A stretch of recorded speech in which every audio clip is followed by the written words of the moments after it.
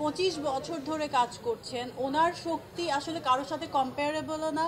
আর এটা বলা উচিত না যে ওনার সঙ্গে আরেকজন, ফিল্মটা অলওয়েজ একটা টিম ওয়ার্ক, অনেকে আসবে অনেকে যাবে, ওইভাবে টিম ওয়ার্কটা থাকবে। বাট শাকিব খানের সঙ্গে যে একটা শক্তি লাগবে, এই লাগবে ওই লাগবে, শাকিব খান একাই আসলে তুফানটা সাকসেসফুল করার যোগ্য, প্রিয়তমা সাকসেসফুল করার যোগ্য। বাট হ্যাঁ, director most important thing and production house, ওইটা তো থাকবেই, টিম আপ হবে। বাট শাকিবের সাথে এটা বলা ঠিক হবে না যে তার শক্তি আরেকজন, বা কখনো এইজন কখনো ওইজন, এরকম না। আমারও ওর সাথে অনেক ছবি রিলিজ হয়েছে, ঈদের ছবি রিলিজ হয়েছে ওর সাথে আমার অনেকবার, আমারও ছবি রিলিজ হয়েছে শাকিব ছাড়া। তো আমি, ওর যে কোশ্চেনটা ছিল যে তুফানের চাপে সবাই না, তুফান এটা হবে, এটা তুফান যদি এরকম না হতো আমারই খারাপ লাগতো। কারণ একজন আর্টিস্ট, আমি 12-13 বছর ধরে কাজ করছি ইন্ডাস্ট্রিতে, তো আমি যখন একটা সিনেমা নিয়ে আসি, আমার এক্সপেকটেশন অনুযায়ী যদি না হয়, ওরকম লাইমলাইটে না আসে, বা তোমরা যদি কথা না বলো, অডিয়েন্স যদি এটা ভালো না বাসে, তো আমার কিরকম লাগবে? 12-13 বছরে, উনি 25 বছর ধরে কাজ করছে।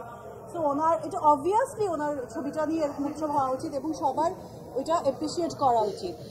এর মানে এটা না যে অন্যদের ছবি একেবারেই খারাপ হচ্ছে। ফিল্ম ইন্ডাস্ট্রি এটা একটা না, সবার কাজ করতে হবে, বিভিন্ন রকমের কাজ করতে হবে, এগিয়ে যেতে হবে, এটা আমি বিশ্বাস। তো বন্ধুরা, এই ভিডিওটি সম্পর্কে আপনাদের কি মতামত? অবশ্যই নিজের কমেন্ট বক্সটিতে আপনাদের মতামত জানাতে ভুলবেন না।